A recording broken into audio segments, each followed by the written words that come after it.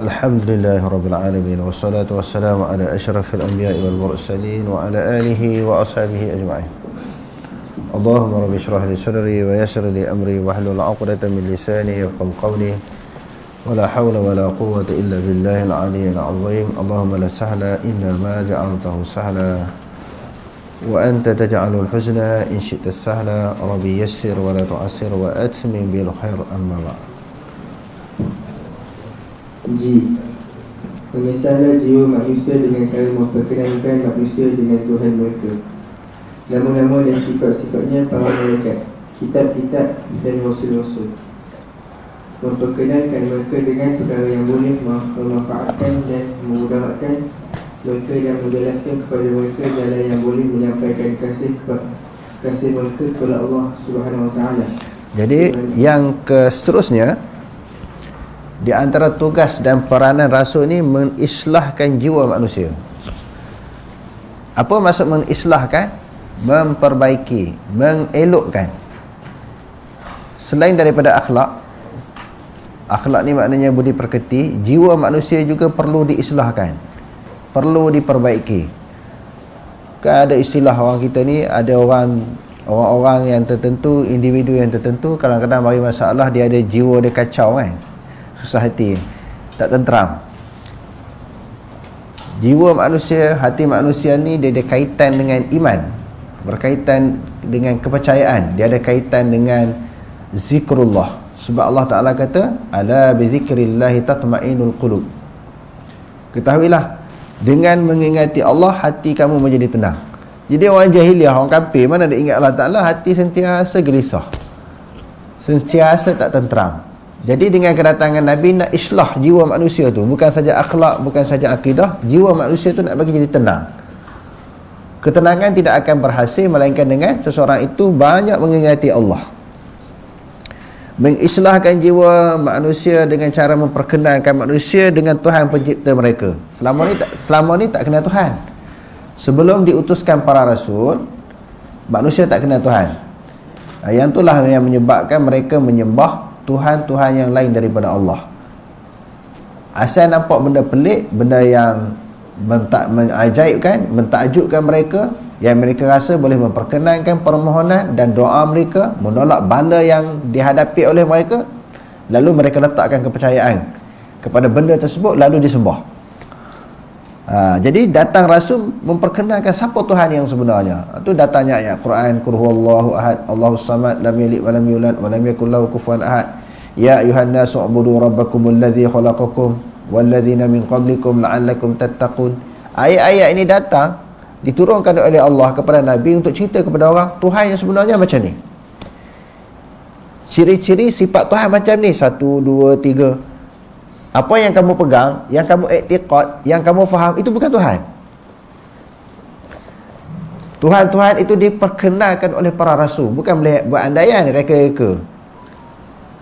Bila buat andaian, diserahkan untuk mencari Tuhan berdasarkan kepada andaian manusia. Berapa banyak manusia, bilangan manusia atas dunia. Orang ni, Tuhan dia begini. Wujudnya berbagai-bagai agama. Agama ni, Tuhan dia macam ni. Dia meletakkan nak mengenal Tuhan, kaedah. Dia letak sendiri kaedah mengenal Tuhan. Yahudi macam ni, Buddha, Hindu, Kristian macam ni. Dia letak sendiri. Dia buat kaedah sendiri. Dia cipta sendiri, nak kenal Tuhan macam ni. Sedangkan Tuhan tak perlu kita letakkan kaedah, dia yang meletakkan kaedah.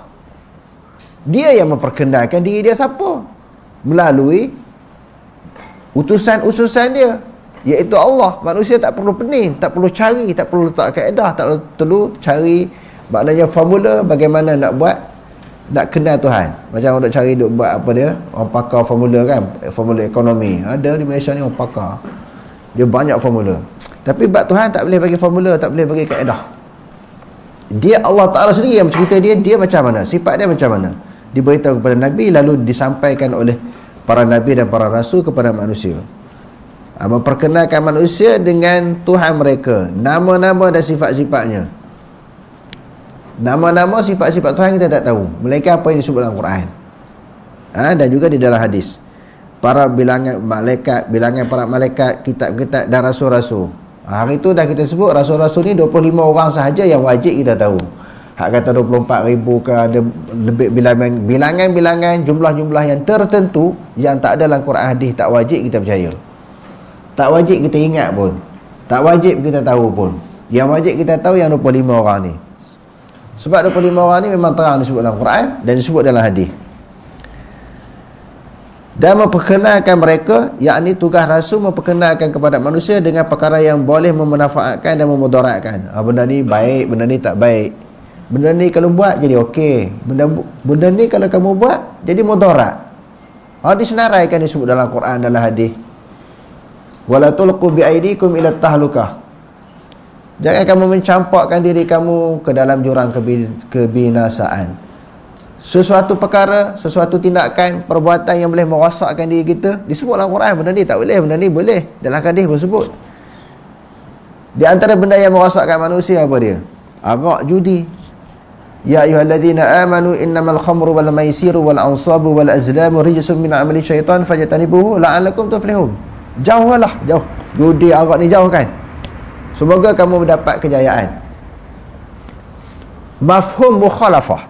Daripada berjaya, tak berjaya, rugi.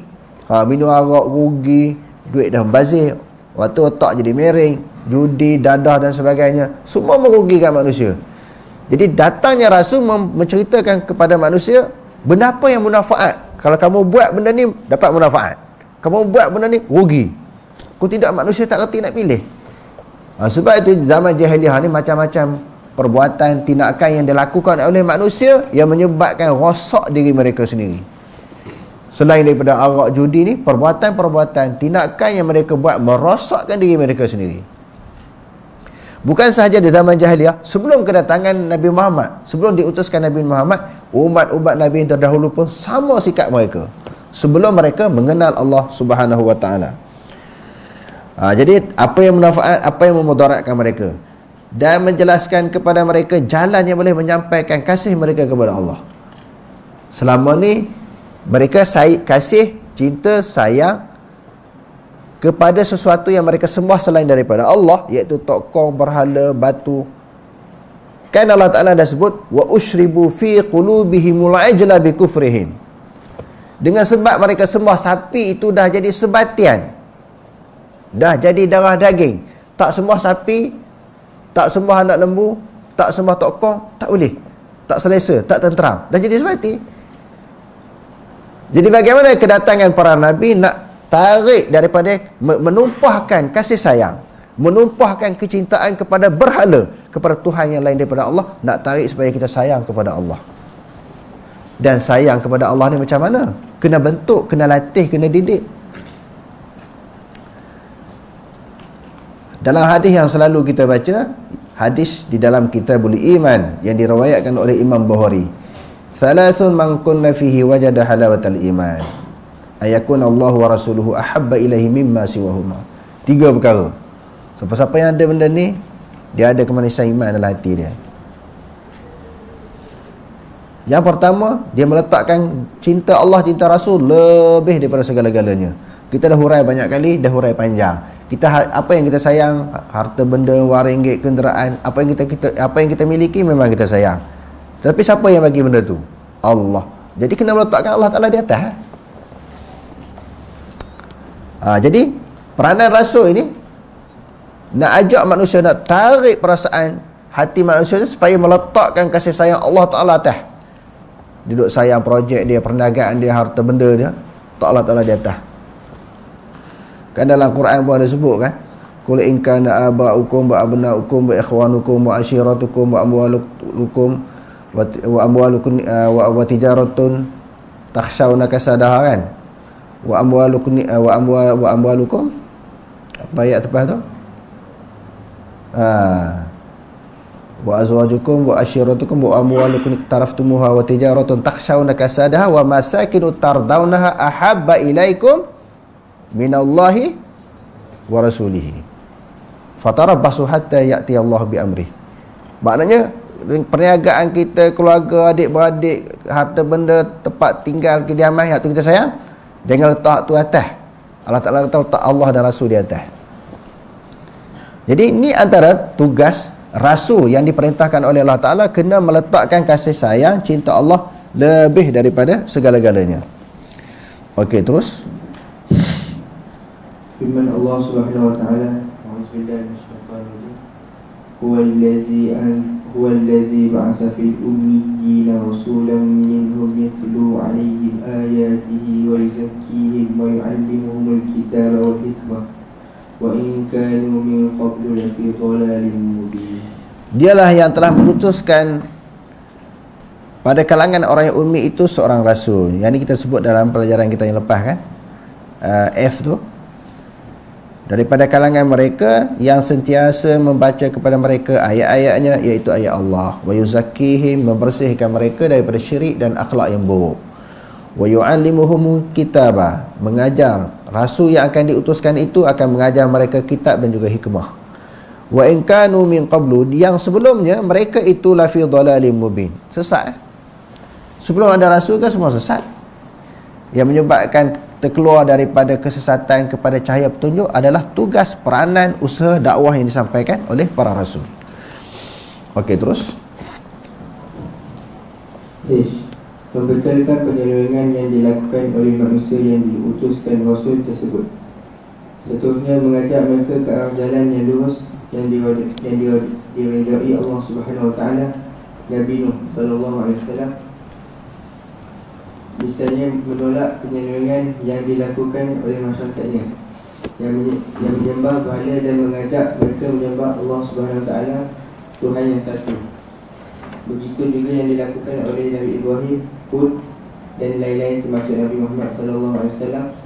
Tentang Nabi Muhammad sallallahu alaihi wasallam, Al-Quran menjelaskan. Okey. Bila Allah Ta'ala utuskan seorang rasul,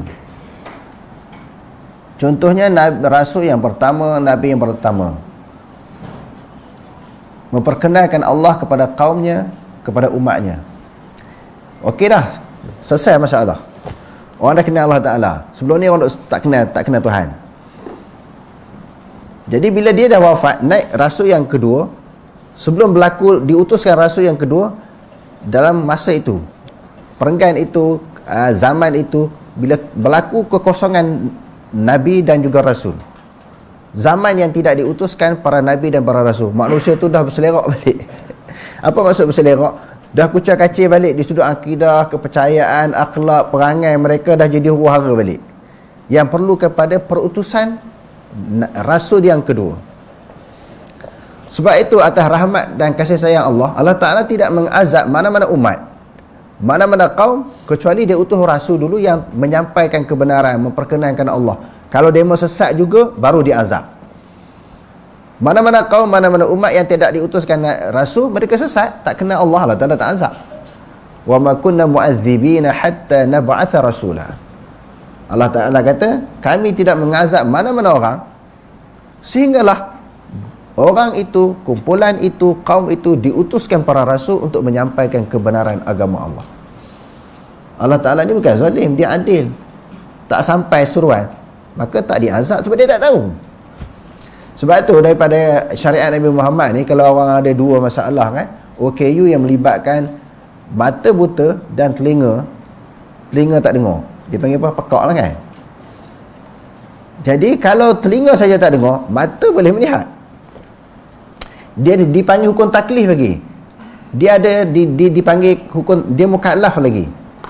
Sebab apa? Walaupun tak dengar, dia boleh diberi isyarat dengan diberitahu maklumat dengan isyarat.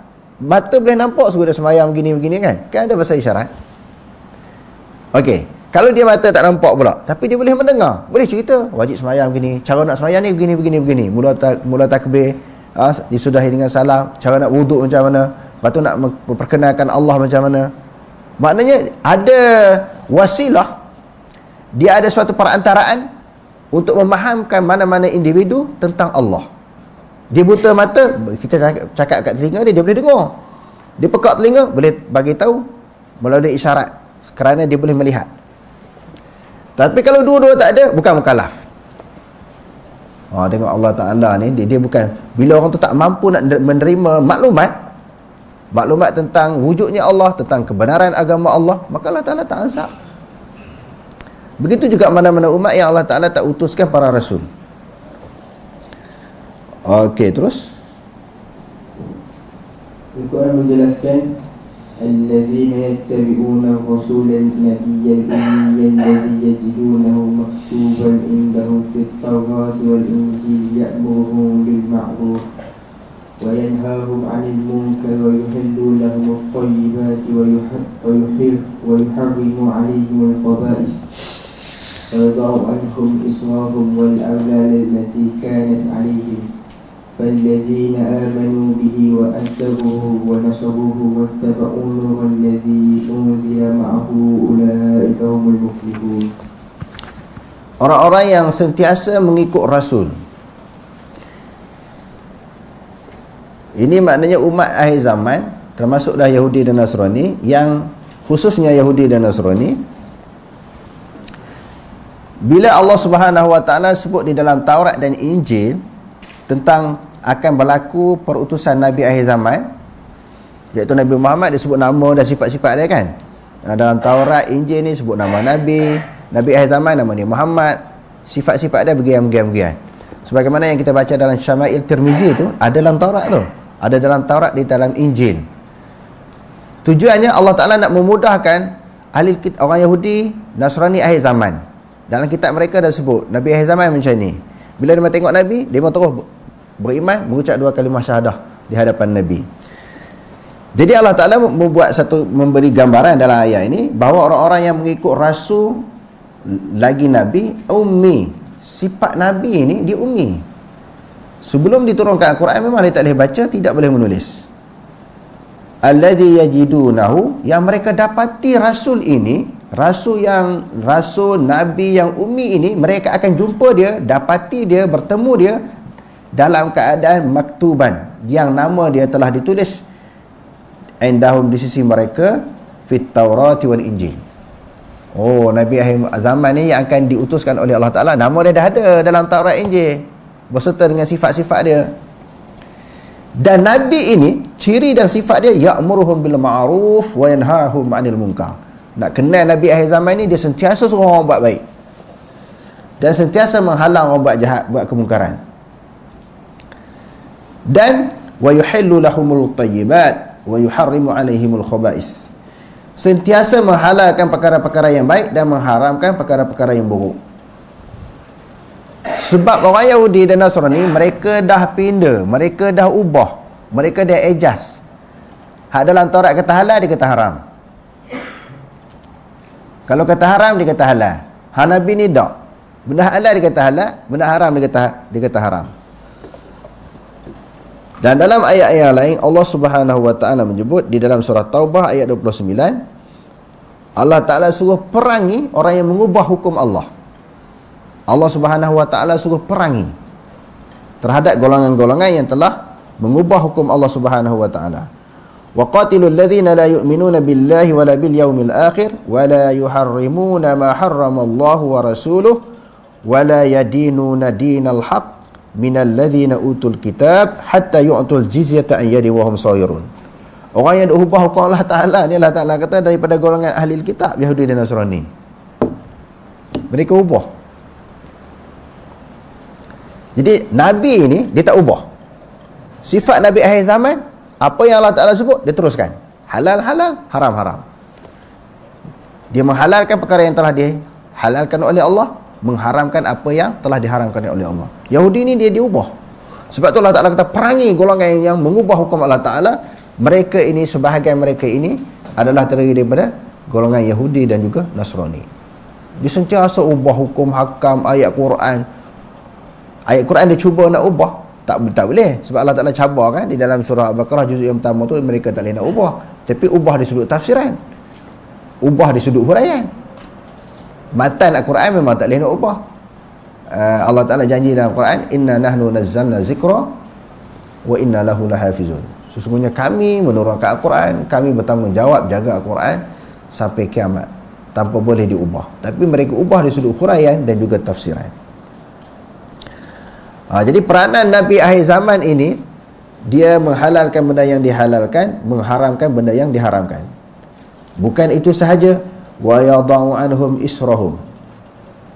Dia telah meletakkan daripada mereka suatu bebanan hukum. Sifat Nabi akhir zaman ni dibuang hukum hak berat. Hukum yang berat-berat yang ada dalam agama Yahudi, hukum yang berat-berat yang ada dalam agama Nasrani, datangnya Islam ni dibuang semua.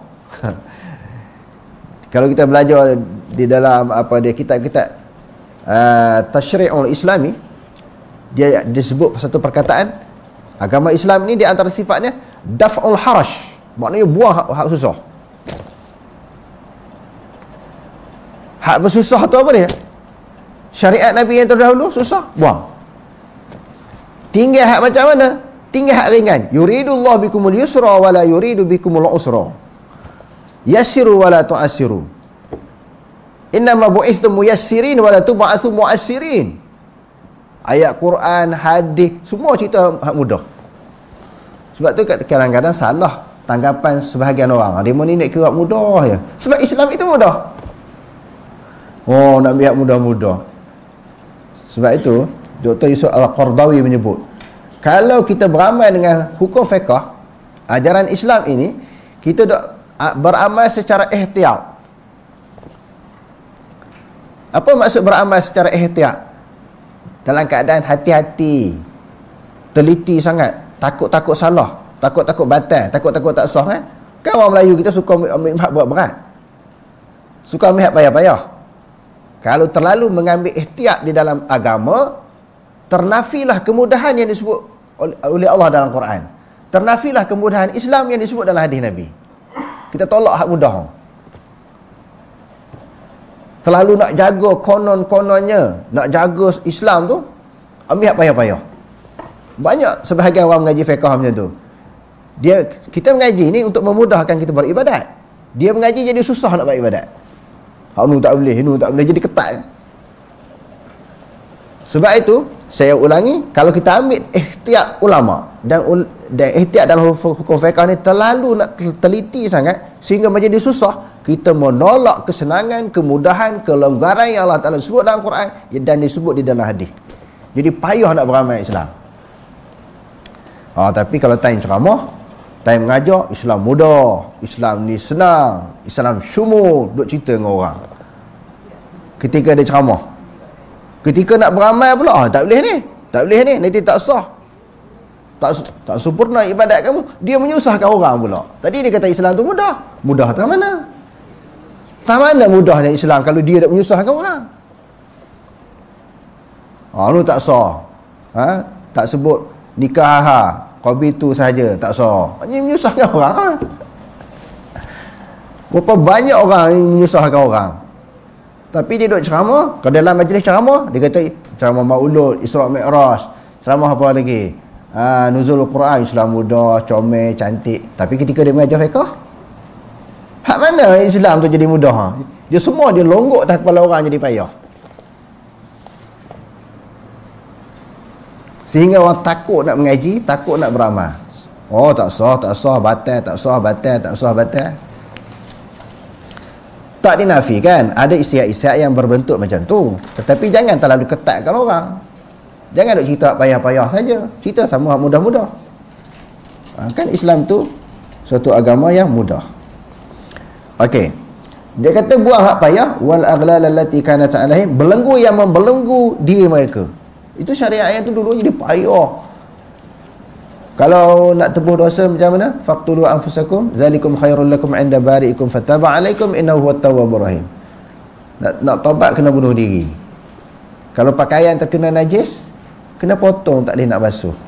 Kalau tangan tak apa basuh, tapi kalau pakaian kena potong. Tak mana mudah? Tak apalah, hak tu Nabi buang. Nabi Muhammad dah tinggal dah syariat tu, Nabi Muhammad buang, yang tu tinggalkan. Dia bawa mari satu agama yang mudah. Tiba kita yang buat payah. Sampai kat kita jadi payah. Nak semayang tu usalli. Dah lah duduk kat kolah tu sampai basah kuyuk ambil semayang. Nawaitu wudu'a lillahi ta'ala, nawaitu wudu'a lillahi, tak habis-habis. Usalli, aku nak semayang. Semayang nak cerita kat orang apa? Usalli ni aku nak semayang. Betul tak? Semayang tak payah cerita dengan orang. Saya nak puasa, saya nak semayang, saya nak berhaji. Besok saya nak bagi duit sedekah kat masjid, nak bagi duit kat anak yatim. Besok nak belanja hari Jumaat, nak belanja orang makan nasi lemak tu canai. Tak payah cerita kan. Buat je. Ni usolli, aku nak semayang, aku nak semayang, aku nak semayang. Tapi tak semayang. Kalau nak semayang terus ya. Dia cerita dengan orang apa. Bukan nak petikai masalah lafaz tu, tapi sampai jadi wah-wah tu, jadi geram tengok. Menyusahkan orang lain. Masuk dalam semayang pula Isagi bedahlah baca kuat. Dia menyusahkan orang. Tak mana Islam tu jadi senang. Yang kata Islam tu senang tak mana. Di sudut pelaksanaan kita nampak susah. Tapi ceramah nak kata Islam tu senang. Tak mana orang nampak tu Islam tu senang. Kalau orang kafir tengok, tapi ceramah tu ni nampak senang. Tapi ketika dia buat jadi susah pula. Jadi orang takut dengan Islam ni. Dia kata buang belenggu-belenggu yang memberatkan manusia. Syariat yang sebelumnya, sifat syariat Nabi Muhammad itu memudahkan manusia. Tetapi mudah, jangan sampai kita buat cincai pula sampai tak mengaji, sembahyang ikut dah, tak kena rukun syarat pun tak apalah. Mudah, ustaz cakap mudah tadi kan. Hantam sajalah. Tu tak boleh. Maknanya mudah dengan ilmu, mudah dengan syariat, mudah dengan panduan, mudah dengan hukum fiqh. Bukan kita cari yang payah-payah. Mudah dengan kaedah dia sebagaimana yang Nabi ajar. Kalau buat sembahyang macam mana? Sallu kama ra'aitumuni usalli. Nabi sembahyang macam mana? Adakah Nabi takbir 15 kali? Nabi usalli 40 kali? Tak ada kan? Itu mudah cara Nabi tu ya. Dan Nabi tidak ada baca apa-apa doa, apa-apa jampi sebelum takbir. Nabi ada baca jampi tak dalam hadis? Sebelum nak takbir ni macam-macam jampi, macam doa nak halau syaitan. Padahalnya tengah duduk baca tu, syaitan nak masuk, takbir usolli. Patutnya baca jampi tu nak halau syaitan. Tapi nampak makin wahwas, wahwas pula. Hak orang tak baca jampi tu pula sekali ya takbir Allahu akbar. Sebab niat tu dia lintas. Bukan percakapan hati. Falladzina amanu bihi. Dan orang-orang yang beriman dengannya. Orang yang beriman dengan Nabi akhir zaman yang diutuskan oleh Allah Ta'ala ni, wa'azzaruhu, dia memuliakan Nabi, menghormati Nabi. Wa nasaruhu, tak pandai menghormati memuliakan Nabi, dia tolong pula. Dia kena tolong Nabi ni. Perjuangan Nabi dah wafat, kita tolong perjuangan dia, sebarkan, ketengahkan sunnah ni macam mana. Baru termasuk dalam janji Allah Ta'ala ni, pengikut Nabi, orang yang muliakan Nabi, orang yang tolong Nabi. Kita ni kena jadi sebahagian orang yang menolong, menyebarkan dakwah Nabi. Nak buat dakwah yang Nabi bawa, macam mana akidah Nabi pegang, macam mana syariat yang Nabi bawa, yang memudahkan manusia, bukan menyulitkan manusia. Wattaba'un nur alladhi unzila ma'ah. Ni orang kata Nabi Muhammad jadi pada nur. Ayat Quran dah. Ikutlah nur. Ikutlah nur. Nur yang dimaksud di sini Al-Quran. Sebab allazi unzila ma'ahu, yang diturunkan bersama dengannya. Diturunkan bersama dengannya apa dia? Quran. Nur yang dimaksudkan di sini Quran, bukan Nabi Muhammad jadi pada nur. Ulaika humul muflihun. Mereka itulah orang-orang yang memperolehi kemenangan ataupun kejayaan. Okey, terus. Hai, mengurus dan mentadbir kehidupan manusia supaya selaras dengan ajaran Allah Subhanahu Wa Taala. Ini selaras dengan firman Allah Subhanahu Wa Taala. Okey, di antara tugas para nabi mengurus manusia ni supaya mentadbir kehidupan manusia mengikut acuan Allah, mengikut kehendak Allah. Tak boleh buat acuan sendiri, kaedah sendiri. Tak boleh. Manusia jadi kita, Allah Ta'ala yang menjadikan kita. Bagaimana nak mendidik, mentarbiah manusia dia jadi comel, jadi elok, ikut acuan Allah? Bagaimana dia menguruskan rumah tangga dia, masyarakat dia, negara dia, diri dia sendiri? Mesti ikut acuan Allah. Lari pada acuan ni jadi huru-hara. Huru-hara tu manusia yang bersifat sebagai individu ataupun dia mengurus masyarakat, mengurus keluarga, tak ikut acuan Allah, hancur. Tak usah ceritalah handai macam mana pun, hebat macam mana pun, kita urus diri kita, keluarga kita tak ikut agama, hancur lebur. Rumah tangga kita rosak, anak-anak tak menghormati ibu bapa, Sebab tak ikut Islam, ibu bapa tak ada kasih sayang kepada anak-anak, tak ada hormat menghormati, tak ada siqah, tak ada wala', hancur. Tak dididik dengan betul dengan didikan agama. Nak lari daripada acuan Allah, nak tunjuk pandai. Aku ada kaedah sendiri. Kita sebut sebelum ni kan, orang ni pula aku ada kaedah sendiri, kaedah pendidikan sendiri. Dia tak ambil kaedah yang diajar oleh Allah, pendidikan yang diasuh oleh Nabi. Macam mana Nabi ajar anak-anak? Hancur. Diutuskan Nabi untuk bagi kaedah, ajar orang, ajar cara betul macam mana. Sebab 1000 manusia dia ada kaedah, 1000 kaedah, 1000 cara. Okey, terus. Wa anzalna ilaikal kitaba bil haqqi musaddiqan lima baina yadayhi minal kitabi wa muhaiminan alayhi. Muhaiminan. Wa muhaiminan alayhi. Fahkum bainahum bima anzalallah wa la tattabi' ahwa'ahum amma ja'aka minal haqq. Likullin ja'alna minkum shir'atan wa minhaja. Wa anzalna ilaikal kitaba, telah menurun oleh kami kepada engkau wahai Muhammad alkitab, yakni Quran, bil haq, dengan benar.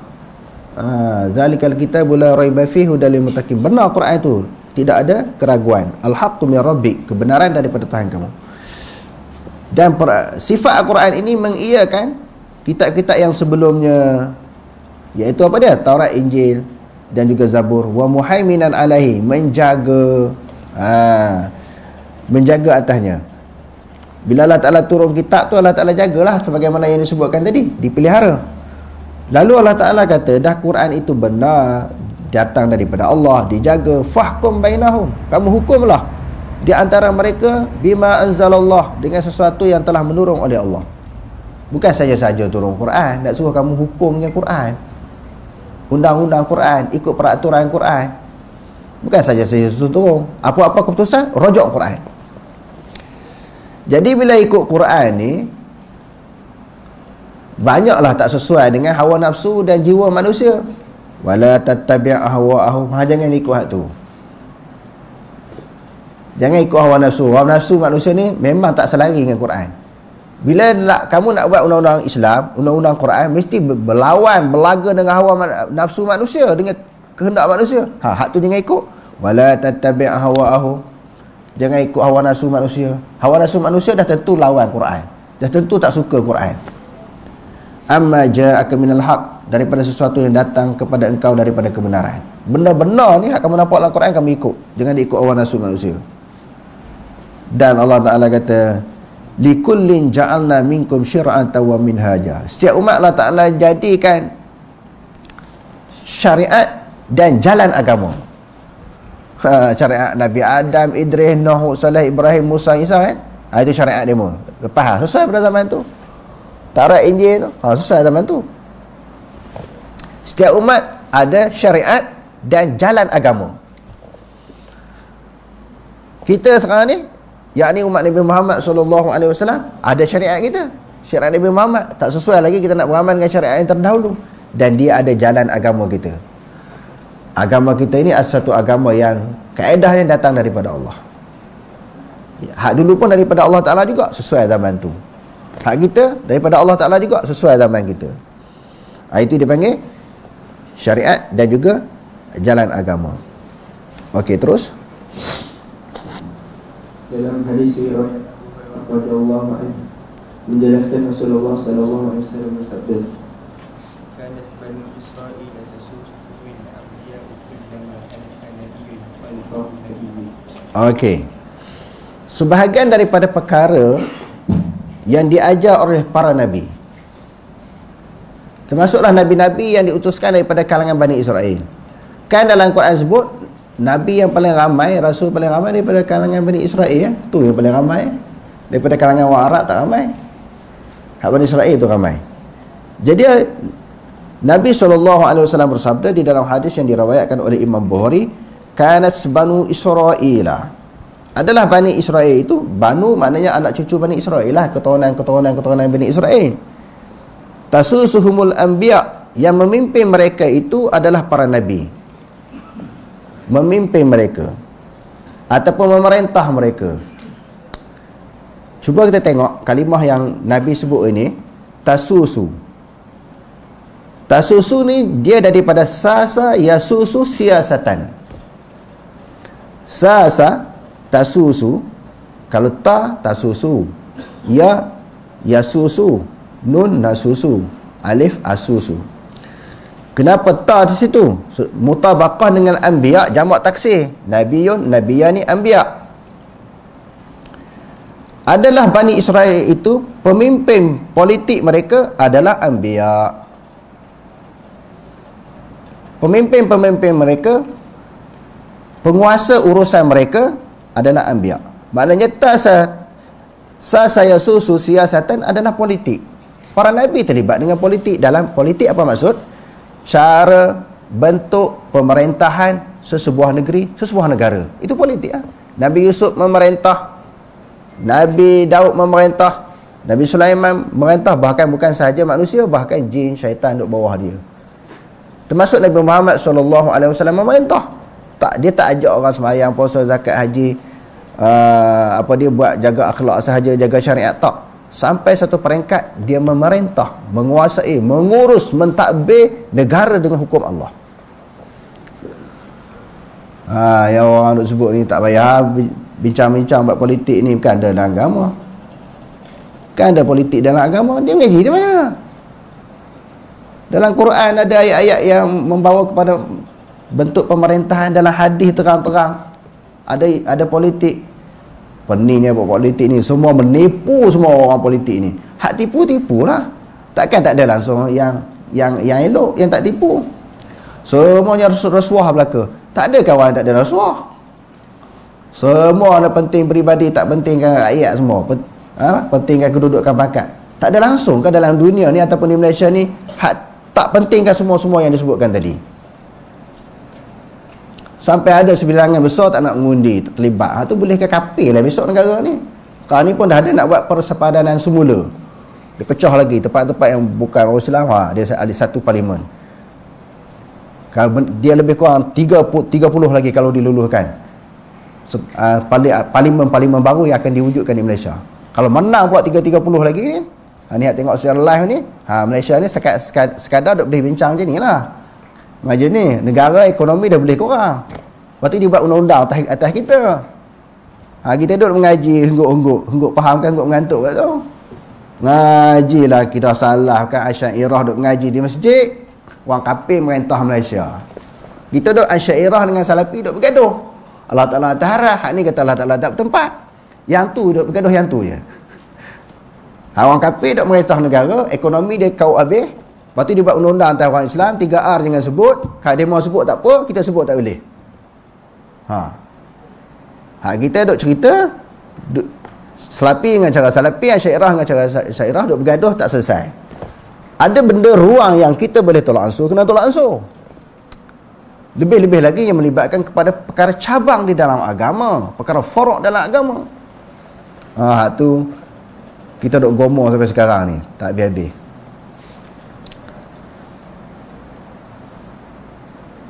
Jadi tak perlulah fikir-fikir politik ni. Haru-haru menipu pok-pok politik semua, orang buat kerja bid'ah semua. Bid'ah. Orang parti, orang politik ni buat kerja bid'ah semua. Hancur dah. Boleh kat kafir lah, lebih bid'ah lagi. Boleh kat kafir besok, lebih bid'ah lagi. Memanglah kita kata bid'ah itu dalam urusan baik ibadat. Tapi kita kata di sudut pengurusan negara ni lebih teruk lagi lah. Jadi macam mana nak tinggal politik ni? Ayat-ayat politik, ada di politik ni memang ada dalam kitab. Kita dah banyak kali bagi tahu. Nabi SAW ketika dia nak naik Isra' Mi'raj, dia pergi sembahyang di Baitul Maqdis. Bila keluar daripada Baitul Maqdis, malaikat Jibril hulurkan, unjukkan kepada dia dua jenis minuman, arak dengan susu. Nabi pilih apa? Nabi mengajar umat memilih. Pangkah pun dia suka pilih. Nak pilih hak mana? Kita kata sama-sama jahat. Dalam surah Rum kita dah baca, Rum lawan dengan Parsi sama-sama kafir. Kalau kata semua parti politik ni rasuah semua. Semua penting semua. Penting diri sendiri. Kita ambil hak kurang kesalahan, kurang kelemahan, kurang rasuah. Apatah lagi memang ada individu, ada parti tak ada rasuah. Tapi kita jenis malas membaca, malas mengkaji, kita pukul semua sama. Kita pukul semua. Lepas tu kita buat kesimpulan semua tak boleh pakai. Sebab kita yang pukul semua. Dia suruh pilih. Kalau tak kata jahat semua, kafir sama kafir ni. Parsi, Majusi, kafir masuk neraka mati, masuk neraka. Rom, Nasrani, kafir masuk neraka juga. Sama-sama kafir, pilih kurang kafir. Kerana dalam kaedah Nabi memang ajar begitu. Dalam Quran ajar kita macam tu. Kita ambil Islam daripada mana kalau tidak bersumberkan kepada Quran dan hadis.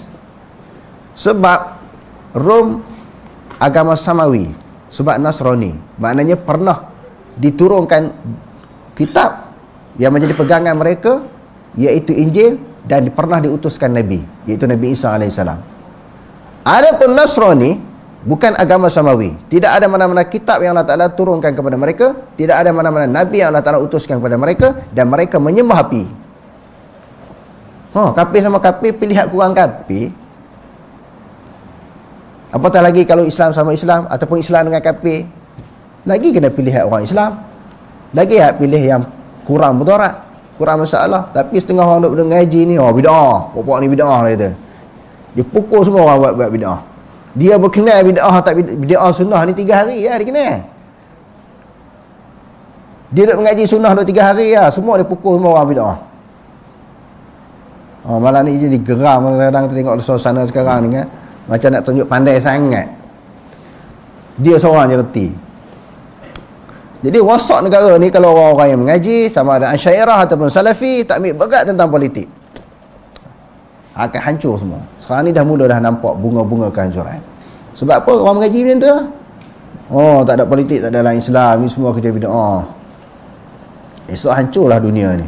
Jadi macam luar negara besok, sekadar dibenarkan untuk beribadat kepada Allah. Urusan pemerintahan, urusan pentadbiran, urusan politik dikuasai oleh orang kafir. Sebab orang Islam lemah dalam isu ni. Tak ambil berat, tak ambil penting. Okey, terus.